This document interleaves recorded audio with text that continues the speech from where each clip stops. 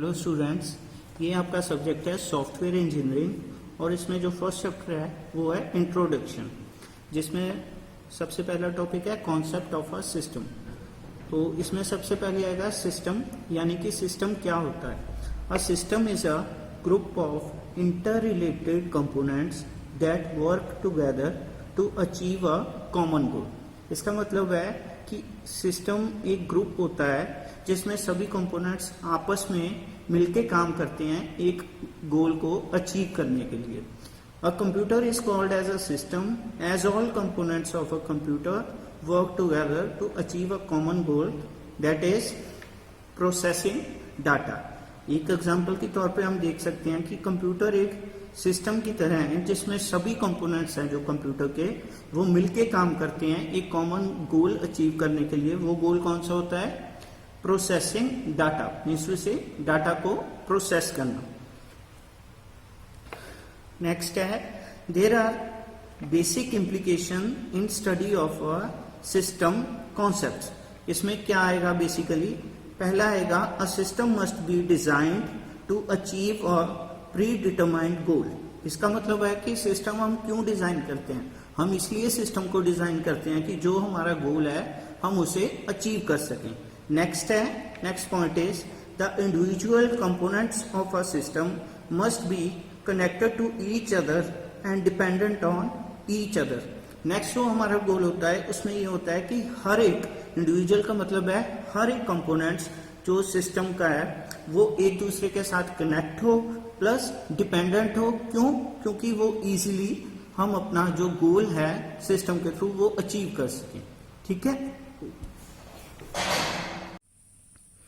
Hello students, जैसे पहले हम कर चुके हैं सिस्टम की डेफिनेशन के बारे में, अब उससे नेक्स्ट टॉपिक जो आता है वो है characteristics of a system. Following 5 features are most common in most of the system। तो कौन कौन से कैरेक्टरिस्टिक्स होते हैं सिस्टम के? सबसे पहले है ऑर्गेनाइजेशन, नेक्स्ट है इंटरेक्शन, इंटरडिपेंडेंस, इंटीग्रेशन और सेंट्रल ऑब्जेक्टिव। अब इसके बारे में जब हम डिटेल में बात करेंगे तो सबसे पहले आएगा ऑर्गेनाइजेशन। सिंपली अगर हम ऑर्गेनाइजेशन का मतलब समझें तो इसमें आएगा जो कि हायरार्की ऑर्डर में होता है। हायरार्की का मतलब क्या होता है वो अब हम इसमें करेंगे। The feature of organisation means that there must be an organisational hierarchy in the system. The structure in ordering of components of a system help in achieving the objectives. Means to say organisation का मतलब क्या है कि जो भी पूरा structure होगा वो एक ऑर्गेनाइज्ड फॉर्म में होगा, हर एक कंपोनेंट। उससे क्या होगा, जो हमने ऑब्जेक्टिव या हमारा गोल होगा हम इजीली अचीव कर पाएंगे। फॉर एग्जांपल अगर हम एग्जांपल के तौर पे लेके चले तो सबसे पहले आएगा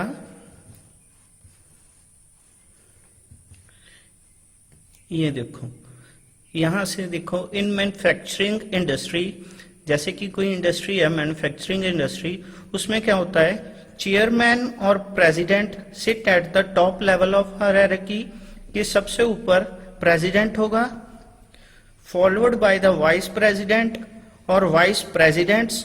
उसके नीचे जो हायरार्की बनेगी सबसे ऊपर प्रेसिडेंट होगा, उसके नीचे वाइस प्रेसिडेंट्स होंगे। मीन्स से ये एक हायरार्की बन जाएगी। सबसे पहले वाइस प्रेसिडेंट मार्केटिंग आ गया, vice president accounting, vice president production. अब देखो ये हायरार्की जैसे आ रही है, अब इसके नीचे क्या आएगा? मैनेजर्स। सबसे ऊपर आ गए प्रेसिडेंट, प्रेसिडेंट से नीचे वाइस प्रेसिडेंट्स, वाइस प्रेसिडेंट के नीचे मैनेजर्स। जैसे कि यहाँ पे वाइस प्रेसिडेंट मार्केटिंग, मार्केटिंग के नीचे कौन आ गए? मैनेजर। एक हो गया मैनेजर सेल्स, एक हो गया मैनेजर मार्केटिंग।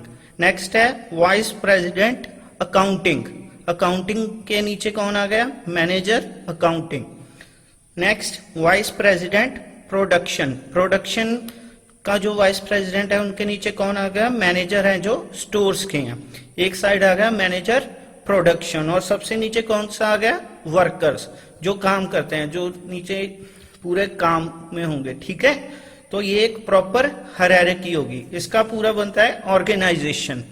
तो ये पूरी डेफिनेशन ऑर्गेनाइजेशन की आ जाएगी सबसे पहले जो फीचर है। नेक्स्ट है हमारे पास इंटरेक्शंस।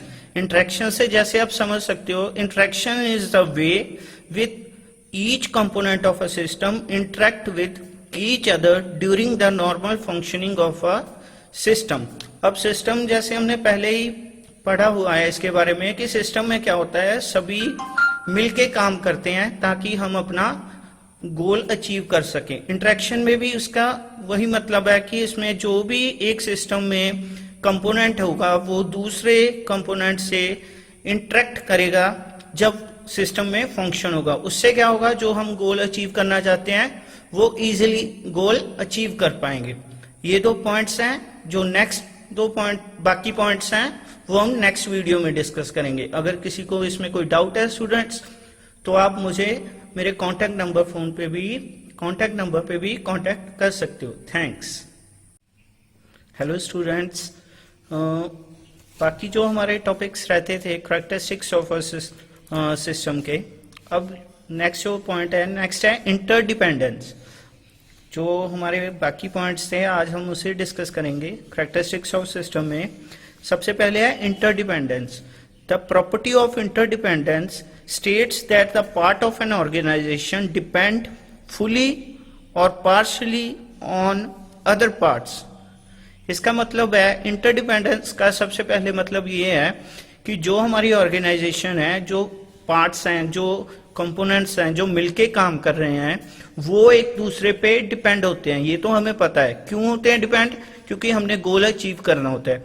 अब इसमें है कि या तो वो फुली डिपेंडेंट होंगे उस पे एक दूसरे पे, या वो पार्शली डिपेंड होंगे। ठीक है। फॉर एग्जाम्पल अगर हम एग्जाम्पल लेके चलें, the output of production department becomes the input for sale department. The sale department further provides input to accounting department. Means to say कि जो प्रोडक्शन डिपार्टमेंट है, जो उसकी आउटपुट होगी वो becomes the input for sale department. Means to say कि जो भी प्रोडक्शन डिपार्टमेंट की आउटपुट आएगी वो एक हिसाब से किसके साथ डिपेंड होगी? सेल्स डिपार्टमेंट के साथ। ऐसे ही एक सिंपल एग्जांपल समझाई गई है, जैसे कि यूजर एरिया है, वो आगे किस पे डिपेंड है? पार्शली और हाफ सिस्टम एनालिस्ट। अब एनालिस्ट कौन होता है? जो बंदा डिटेल स्टडी करता है। ठीक है। सबसे पहले यूजर है, वो किसके साथ डिपेंड होता है? System analyst. सिस्टम एनालिस्ट आगे किसके साथ डिपेंड होता है? प्रोग्रामर। प्रोग्रामर किसके साथ होता है? ऑपरेटर पे। और ऑपरेटर भी किसके साथ डिपेंड होगा? इन सभी के साथ, प्रोग्रामर के साथ, सिस्टम एनालिस्ट के साथ, यूजर एरिया के साथ। ठीक है। वही बात हो गई कि सेल्स डिपार्टमेंट और प्रोडक्शन डिपार्टमेंट एक दूसरे के साथ एसोसिएट है, इसे कहते हैं इंटरडिपेंडेंस। ठीक है जी। अब जो हमारे पास नेक्स्ट 2 पॉइंट आते हैं, सबसे पहले है इंटीग्रेशन। इंटीग्रेशन के बारे में पहले हम पढ़ेंगे। It means that the part of system work together within the system even though each subsystem perform a unique function in the system. If the integration of individual component is done in an efficient manner, it can produce overall better performance। अब देखो, सबसे पहले इसमें 2 point आए हैं। एक तो है यूनिक और इंडिविजुअल, और थर्ड है एफिशिएंट। अब इसका जो इंटीग्रेशन का मेन पॉइंट है, इसका जो मतलब है, उसका मतलब ये है कि जो एक सिस्टम में कंपोनेंट्स हैं वो आपस में मिलके काम करेंगे और जो भी उसमें कंपोनेंट होगा उसका एक यूनिक फंक्शन होगा। यूनिक का मतलब होता है अलग। हर एक कंपोनेंट का अलग फंक्शन होगा एक सिस्टम में।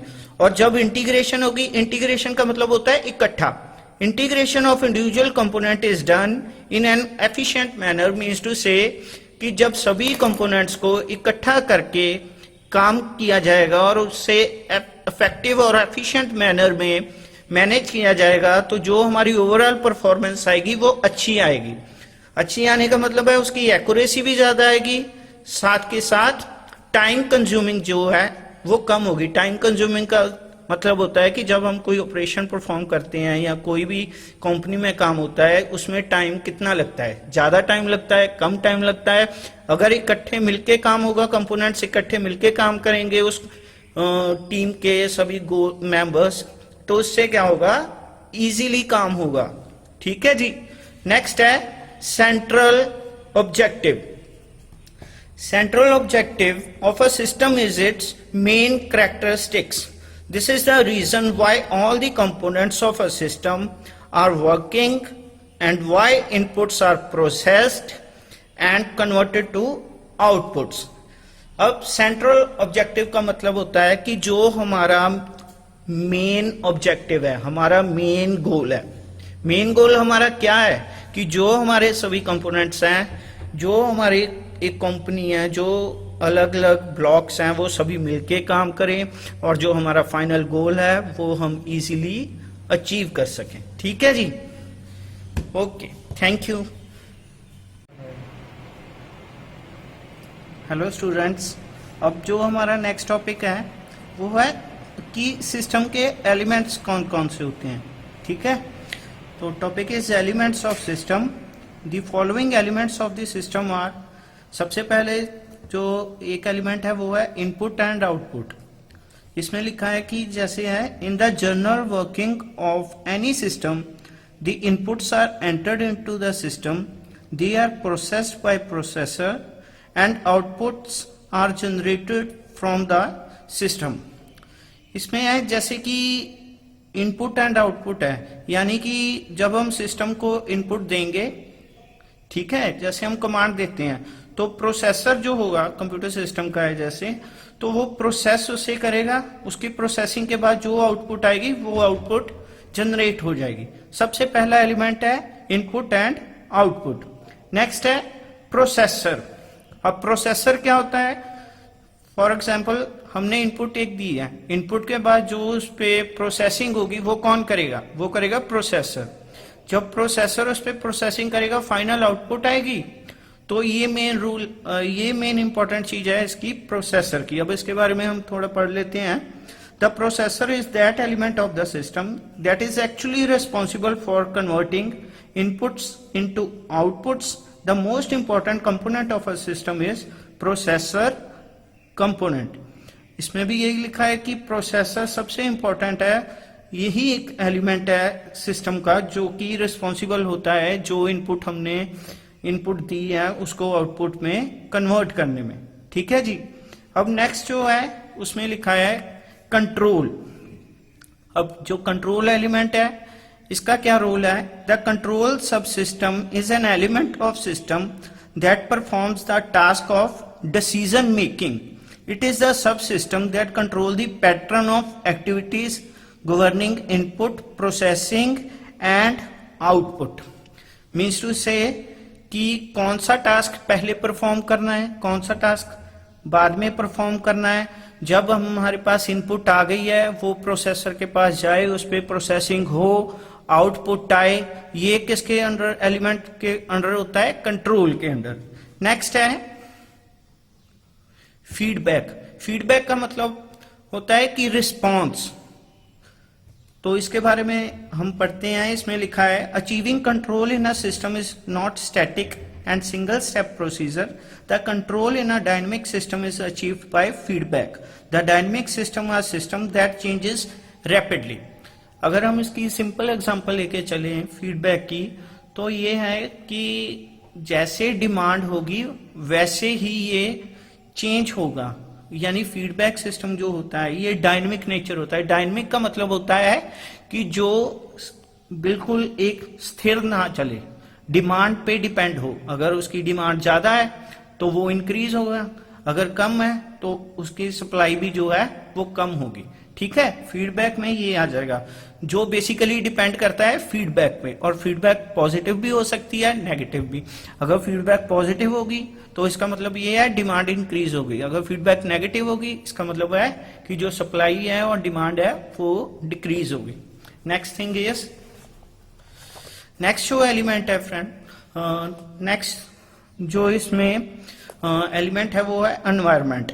environment is a super system from where the external elements are brought into the system and outputs are transferred. It contains vendors, competitors, banks, customers, stakeholder, government and economic indicators. Environment of system, a subsystem that contains system as a part. Means to say जो input है, जो output है, जितने भी उसमें सभी include होते हैं वो क्या है, ओवरऑल एनवायरनमेंट. इसमें कस्टमर्स भी आ जाएंगे, इसमें गवर्नमेंट भी आ जाएगी, इसमें कॉम्पिटिटर्स भी आ जाएंगे, इसमें बैंक्स भी आ जाएंगे. नेक्स्ट है boundaries and interfaces. A system is made up of many subsystems. All these subsystems work together to achieve a common goal. इसका मतलब है कि जो सिस्टम होता है वो बड़े सारे सब सिस्टम से बना होता है और उनका मेन टास्क क्या होता है कि जो उनका गोल है उन्होंने उसे अचीव करना है. But these sub systems are differentiated from each other and as a success और failure of every sub system is defined by the boundaries of its own. With this boundary, the limits of the system and components of the system and interrelation with other system is identified.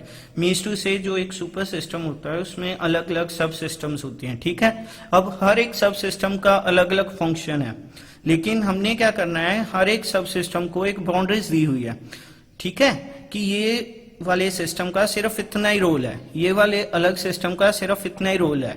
तो ये किसके through होता है, boundaries के through.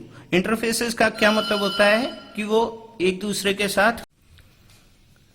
Hello students, जैसे कि हमने अभी एलिमेंट्स ऑफ सिस्टम के बारे में बात की थी, तो ये एक डायग्राम है जिसमें सभी एलिमेंट्स के बारे में बताया गया है एक एग्जांपल के थ्रू. ऐसे आप कोई भी डायग्राम बना सकते हो जिसमें ये जो banks, competitors, vendors, stake holder, government, economic indicators, ये एक एनवायरनमेंट है, जैसे कि यहाँ पे भी लिखा हुआ है. ठीक है, ऑर्गेनाइजेशन एनवायरनमेंट. यहाँ से इनपुट होगी, यहाँ से प्रोसेसिंग जब हो रही है, आगे डिसीजन आ रहे हैं, पूरी आउटपुट यहाँ पे आएगी. ठीक है, ये एक सिस्टम के अंदर ये सब सिस्टम है ये. और जो हम बात कर रहे थे बाउंड्रीज एंड इंटरफेसेस के बारे में, हमने बात की थी कि हर एक सब सिस्टम की एक बाउंड्रीज होती है कि उसने सिर्फ ये स्पेसिफिक टास्क करना है. इंटरफेसेस का मतलब होता है कि उनके अंदर एक सब सिस्टम्स के अंदर ओवरऑल जब गोल हमने अचीव करना है तो इंटरफेस होती रहे, मीन्स से कम्युनिकेशन होती रहे. ठीक है, तो ये आप एक डायग्राम देख सकते हो इसके अंदर. ये पूरी एलिमेंट्स ऑफ अ सिस्टम की एक डायग्राम है. बाकी जो थ्योरेटिकल पार्ट है वो हम डिस्कस कर चुके हैं. अगर आपने साथ में डायग्राम बनाएंगे तो ये पूरी डायग्राम बनेगी इसमें. ठीक है जी, अगर इसमें कोई आपको डाउट है तो आप मेरे से कांटेक्ट कर सकते हो. Okay, thank you students. Hello students, आज का जो हमारा टॉपिक है सॉफ्टवेयर इंजीनियरिंग का वो है टाइप्स ऑफ सिस्टम्स. ठीक है, इसमें जो सबसे पहला सिस्टम की टाइप है वो है फिजिकल सिस्टम. तो फिजिकल सिस्टम के बारे में पहले हम देखते हैं. Physical systems are tangible entities of a system. Tangible entities of a system. अब टेंजिबल का मतलब क्या होता है, इसमें है the word tangible refers to something that can be touched और felt, has weight and occupies some space. समझ सकते हो, इसमें उन्होंने बोला है कि टेंजिबल का मतलब वो होता है फिजिकल सिस्टम में जिसे हम टच कर सकते हैं और फील कर सकते हैं और जिसकी कुछ वजन भी हो. For example, all the physical parts of a computer lab can be considered as a physical system.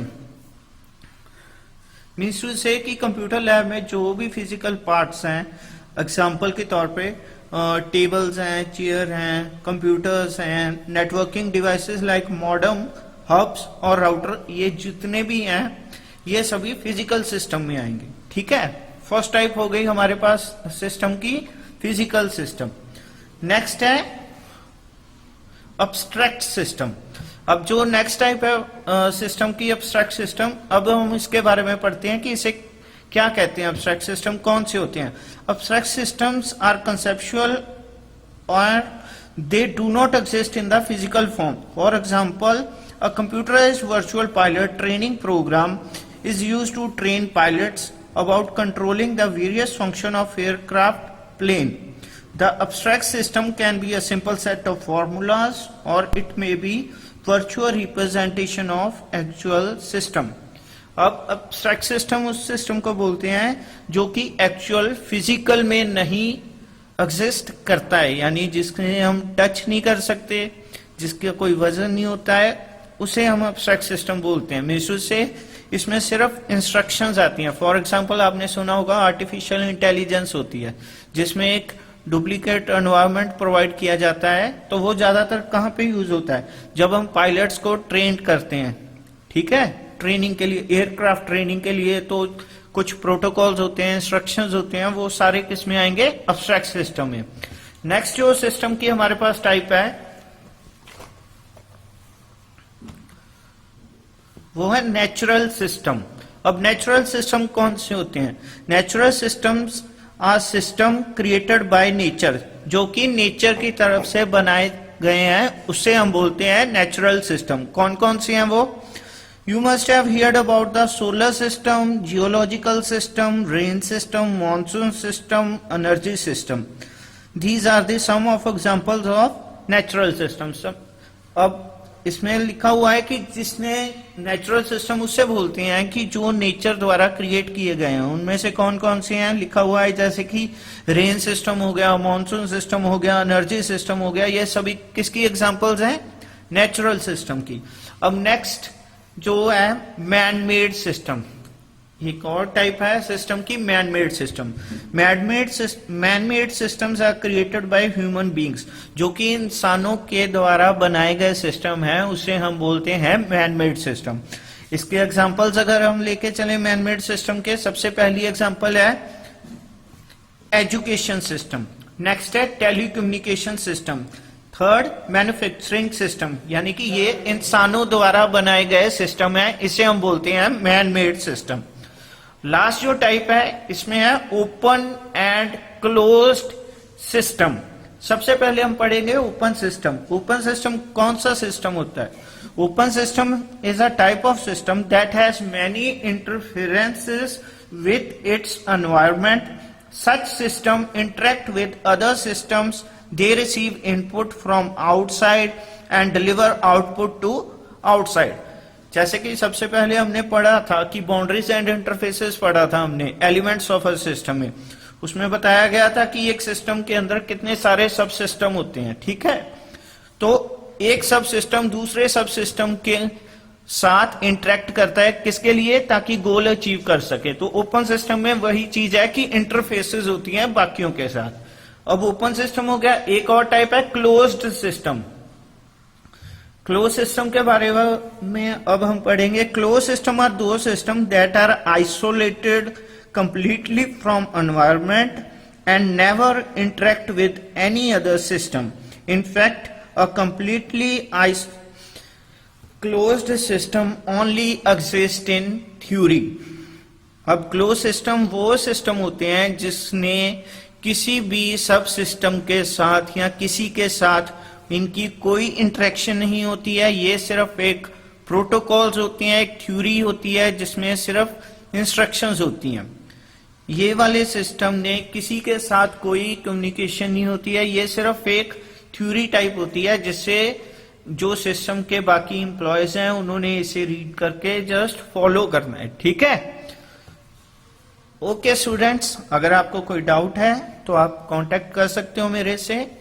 ये वाला जो आपका पूरा टॉपिक था, ये टॉपिक है types of system. Okay, thank you so much. Okay, hello students. तो नेक्स्ट जो हमारा टॉपिक है वो है स्टैटिक एंड डायनामिक सिस्टम्स. अब इसमें हम पढ़ेंगे कि स्टैटिक सिस्टम क्या होता है और डायनामिक सिस्टम क्या होता है. सबसे पहले हम देखते हैं स्टैटिक सिस्टम. वैसे तो एज अ नेम ही पता चलता है. स्टैटिक होता है जो चेंज नहीं होता, डायनामिक होता है जो चेंज होता रहता है, ठीक है. तो स्टैटिक सिस्टम में सबसे पहले देखेंगे हम the physical parts of the computer lab such as table, chair, computer considered as a physical system. Regardless of course of the students, the physical system remains unchanged.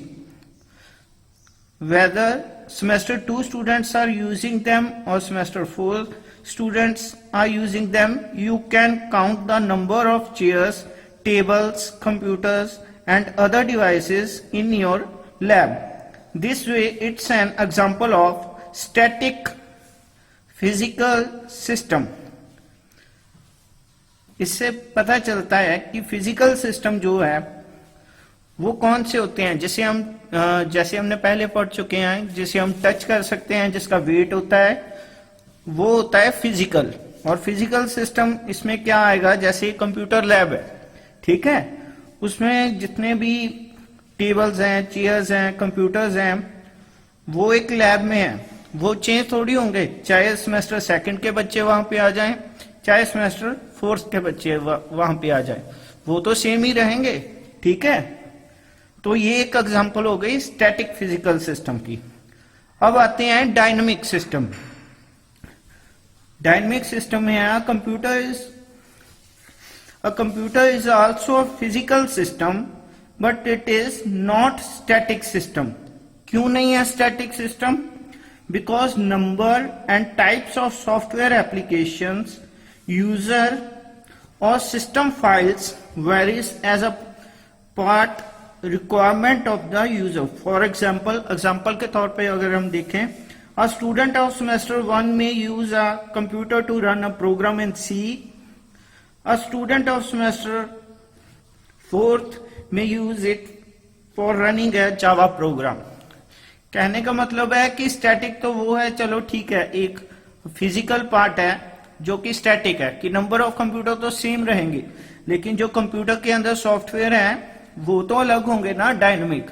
कैसे? एक एग्जांपल के तौर पे जैसे यहाँ पे लिखा गया है कि जो फर्स्ट सेमेस्टर का स्टूडेंट है उसे एक अलग सॉफ्टवेयर चाहिए, जैसे कि वो सी पे काम करेगा, लेकिन जो सेमेस्टर फोर्थ का स्टूडेंट है उसके लिए एक अलग से प्रोग्राम आएगा, जैसे कि वो जावा पे काम करेगा. Means to say as per semester और एज पर रिक्वायरमेंट इसमें जो एप्लीकेशन प्रोग्राम्स है वो चेंज होते रहेंगे. That is called as a dynamic systems. तो ये एक टॉपिक था static and dynamic system. Students, अगर इसमें आपको कोई डाउट है तो आप मुझे कांटेक्ट कर सकते हो. Thank you. हेलो स्टूडेंट्स, जो आपका नेक्स्ट टॉपिक है वो है SDLC. SDLC जिसकी फुल फॉर्म है सिस्टम डेवलपमेंट लाइफ साइकिल. ये एक इम्पोर्टेंट टॉपिक है, तो इसे हम अभी डिस्कस करते हैं कि SDLC यानी कि सिस्टम डेवलपमेंट लाइफ साइकिल में होता क्या है. सबसे पहले है the development of a software system is always done into a different stages. The software system life cycle is a software process by which a software system is developed, tested, installed and maintained through its useful history. The life cycle contains phases, each of which is a software process. जैसे कि इसमें लिखा हुआ है, आप समझ सकते हो कि ये जो डेवलपमेंट लाइफ साइकिल है, सिस्टम डेवलपमेंट लाइफ साइकिल, इसमें क्या होता है, जब हमने सॉफ्टवेयर को क्रिएट करना होता है तो उसमें ये अलग अलग फेसेस आते हैं. ठीक है, जैसे सबसे पहले हैं, ये हैं इसके फेसेस. देखिए, faces of system development life cycle. सबसे पहले है following the faces in the software development life cycle. सबसे पहले system study, feasibility study, analysis, design, implementation and maintenance. ये वाले इसके फेस होते हैं. इसके थ्रू जब हम कोई सॉफ्टवेयर बनाते हैं तो ये इस फेसेस के थ्रू जाते हैं. ठीक है, हर एक फेस पे अपनी अपनी टेस्टिंग होती है, एनालाइज होता है, डिजाइनिंग होती है, जो भी है इसके थ्रू होता है सिस्टम डेवलपमेंट लाइफ साइकिल में. ठीक है, तो सबसे पहले जो हमारे पास फेस है वो है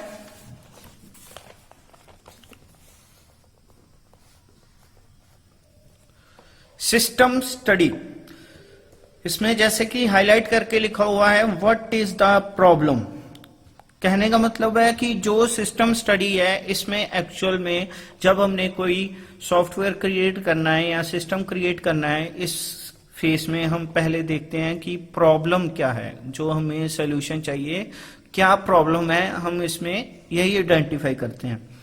तो लिखा है whenever you are going to develop a solution for the problem it is required that you should know the problem well, कि हमें पहले प्रॉब्लम पता होनी चाहिए कि प्रॉब्लम क्या है जो हमने सिस्टम क्रिएट करना है, किसके लिए करना है, सोल्यूशन के लिए।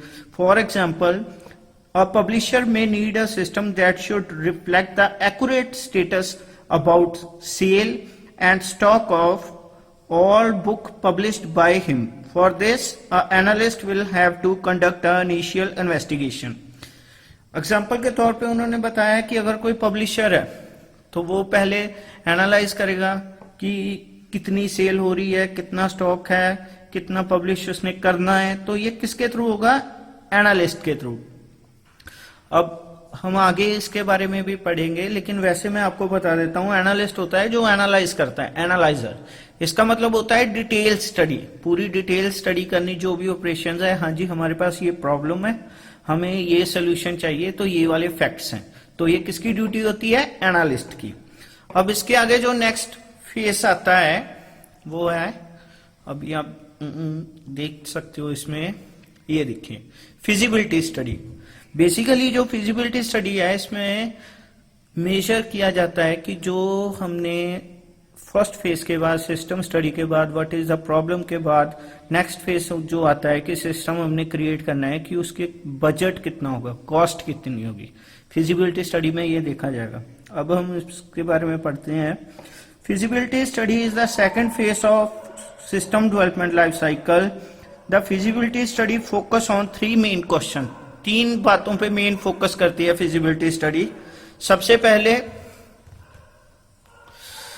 What are the user needs and how does proposed system meets them, कि यूजर की क्या जरूरत है और जो हम सिस्टम क्रिएट करेंगे उससे वो कैसे पूरी करेगा।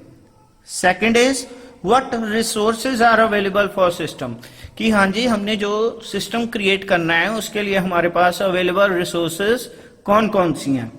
Third point is how well the system under consideration will fit within the organization management information system plan, कि जो हमने सिस्टम क्रिएट किया है कि वो कैसे फिट बैठता है, पूरा प्रॉपर वर्क कर पा रहा है। And the main thing is the best system is selected as propose system depending upon the specification of performance and cost of system, कि उसके बजट कितना बन रहा है, कितनी यूजर जिसने सिस्टम क्रिएट करवाना है, कितना उसका बजट है, पूरा डिस्कस इसमें होगा फिजिबिलिटी स्टडी में। ठीक है जी। अब इसके बाद जो नेक्स्ट फेस है,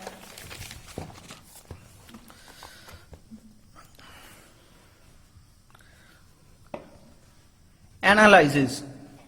एनालिसिस का मतलब होता है डिटेल स्टडी। कौन करता है डिटेल स्टडी, एनालिस्ट। अब इसमें है system analysis is the third phase of system development life cycle. ये थर्ड फेज होता है सिस्टम डेवलपमेंट लाइफ साइकिल का। System analysis is a collection of notation, methodologies and tools that are used to collect details and analyze a problem situation before designing an information system। इसमें जो लिखा है आप समझ सकते हो, क्लियर कट है कि जो सिस्टम एनालिसिस होता है वो एक कलेक्शन होती है किसकी, टूल्स की, मेथोडोलॉजीज की, नोटेशंस की, जो हमें किसके काम आती है, डिटेल्स इकट्ठा करने में और जो हमारी प्रॉब्लम है उसे एनालाइज करने में, सिस्टम को एक्चुअल क्रिएट करने से पहले। मीन्स टू से इसमें हम लॉजिकल लेके चल सकते हैं। हाँ जी, एक्चुअल में तो हमने डिजाइन ही किया। अब जो नेक्स्ट फेस है design.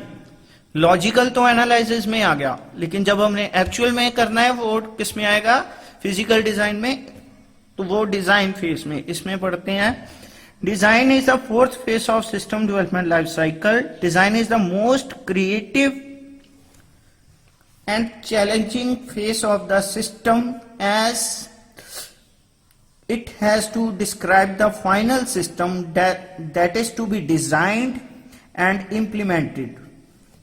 The analyse phase present the logical view of the system, यानी एनालाइज फेज में लॉजिकल होता है, लॉजिकली हम डिजाइन क्रिएट कर लेते हैं, ठीक है। For example a sheet of paper पे उस पे हमने क्रिएट कर लिया, लेकिन जो एक्चुअल हमने क्रिएट करना है, whereas the design phase present the physical design of the system, जो फिजिकली हमने डिजाइन करना है वो किस में आएगा, डिजाइन फेज में। अब सबसे पहले जैसे कि अभी हमारे पास सिस्टम स्टडी थी, फिजिबिलिटी स्टडी थी, एनालिसिस हो गया, डिजाइन हो गया। अब डिजाइन होने के बाद इंप्लीमेंटेशन होगी। अब इंप्लीमेंटेशन में क्या आएगा, implementation is a wide term that contains a process of physical design and integration and construction and testing followed by the actual implementation. अब आप ये क्वेश्चन आएगा आपके मन में कि जो एनालाइज था वो उसमें तो लॉजिकल डिजाइन हो गया, डिजाइन में हमने फिजिकल कर दिया, अब इंप्लीमेंटेशन में क्या हो रहा है। इंप्लीमेंटेशन में द मेन थिंग इज जब फिजिकल डिजाइन क्रिएट होगा, इंप्लीमेंटेशन में उस पर टेस्टिंग भी होगी, ठीक है। जैसे कि implementation of wide term that contain a process of physical design, physical design हो गया। इंटीग्रेशन, इंटीग्रेशन का मतलब इकट्ठा करके जैसे उन्होंने एक्चुअल में परफॉर्म करवाना है, उसके बाद कंस्ट्रक्शन करके उस पर टेस्टिंग भी होगी, ठीक है। अब इसमें जो उन्होंने बताया था अब उसमें लिखा हुआ था, अब है फिजिकल डिजाइन एंड इंटीग्रेशन। सबसे पहले फिजिकल डिजाइन एंड इंटीग्रेशन आ गया। इसमें क्या आएगा, the physical design specifies that how the proposed system will be converted into a physical design specifications by using a particular technology and system environment, means to say एक dummy system environment होगा जिसमें उसे as a testing version में launch किया जाएगा, ठीक है, कि हाँ जी ये कैसे वर्क करता है। उसके बाद है construction and testing. In this construction and testing there are two main motives. अब टेस्टिंग जब होगी उसके दो मेन मोटिव होंगे। क्या मोटिव होंगे उसमें, First is to build and test a software system that fulfills the requirement. एक ऐसा सिस्टम, एक ऐसा सॉफ्टवेयर सिस्टम, ऐसा सिस्टम हमने बिल्ड करना है और टेस्ट करना है जो कि हम यूजर की रिक्वायरमेंट है उसे फुलफिल कर सके। Next is to implement the interferences between new and existing system. Means to say अगर किसी के पास ऑलरेडी एक सिस्टम है जिसपे उसकी यूजर की रिक्वायरमेंट फुलफिल हो रही है, लेकिन उसने क्या किया है, उसे थोड़ा एड ऑन करना चाहता है, अपग्रेड करना चाहता है, पुराना सिस्टम भी रखना चाहता है, ठीक है, तो वो क्या हो, उसमें इंटरफेसेस हो। यानी कि अगर मेन सिस्टम है उसके अंदर सब सिस्टम है तो वो चाहता है हाँ जी उसके साथ इंटरफेसेस हो सके, कंपैटिबिलिटी हो सके। ये मेन इसमें मोटिव होता है कंस्ट्रक्शन एंड टेस्टिंग में। Next is maintenance. अब मेंटेनेंस के फेस में क्या आएगा, after the successful installation and training of the user the maintenance face of system development life cycle start to provide a smooth transition from older to new system and implementational plan is prepared। जब successful implement हो चुका है, test हो चुका है, training हो चुकी है, देन मेंटेनेंस फेस आएगा सिस्टम डेवलपमेंट लाइफ साइकिल का, जो कि स्टार्ट होगा। और स्मूथली चलने के लिए ओल्डर से न्यू के लिए एक इम्प्लीमेंटेशन प्लान प्रिपेयर किया जाएगा जिसमें गाइडलाइंस दी जाएंगी, हाँ जी जो न्यू सिस्टम है, जो यूजर्स हैं उनके, हाँ जी आपने इसको ऐसे ऑपरेट करना है, यानी कि फाइनल फेस है जो वो मेंटेनेंस में आ जाएगा, ठीक है। ओके स्टूडेंट्स, अगर आपको कोई डाउट है तो आप कांटेक्ट कर सकते हो। Okay, thank you so much.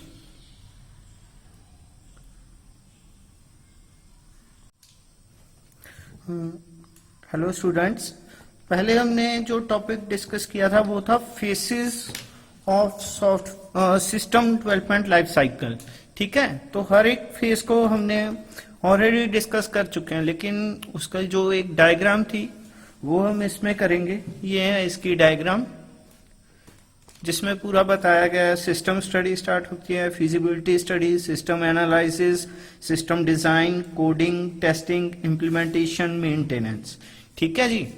अब एक और छोटा सब टॉपिक है जिस टॉपिक का नाम है सिस्टम डेवलपमेंट लाइफ साइकिल, तो हम कर चुके हैं। इसके बाद जो एक टॉपिक है सब टॉपिक वो है प्रॉब्लम्स विद SDLC।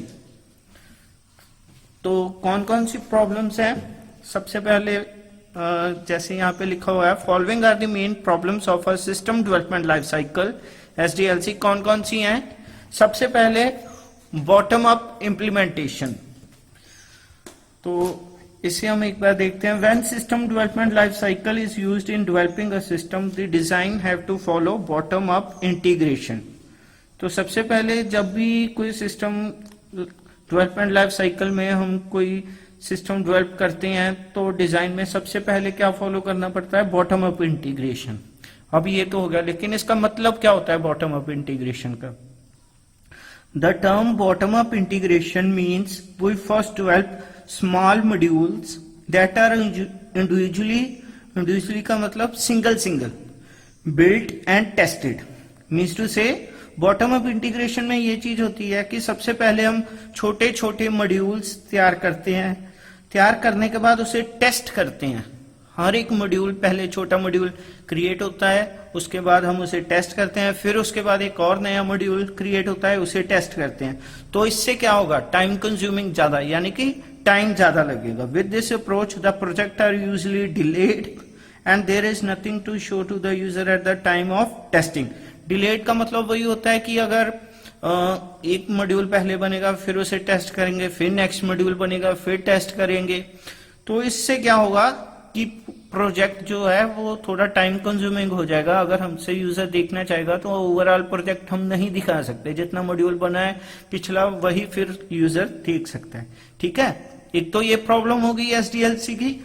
उसके बाद है sequence approach, sequential approach. Sequence approach हो गया, चाहे सिक्वेंशियल अप्रोच।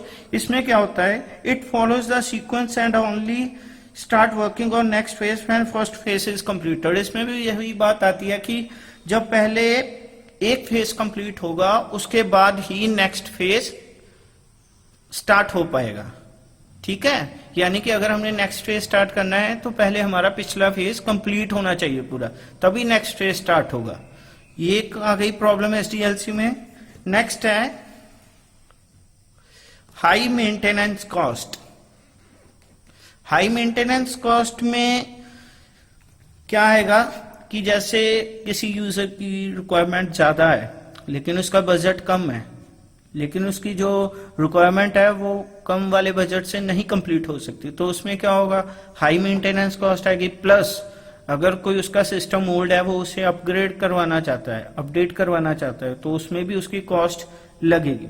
ठीक है, थोड़ी हाई कॉस्ट होगी अगर उसे लेटेस्ट अपना सिस्टम अपडेट करना है। तो इसमें क्या आएगा? Whenever user make changes in a function of system, it directly और indirectly affect the other sub systems of the system. Means to say अगर पूरा सिस्टम है उसमें सब सिस्टम्स भी हैं। ठीक है, अगर एक सिस्टम को उसने अपग्रेड किया है तो कहीं ना कहीं पे जो दूसरे सब सिस्टम है उसमें भी थोड़ी बहुत ही अपडेट हमें करनी पड़ेगी।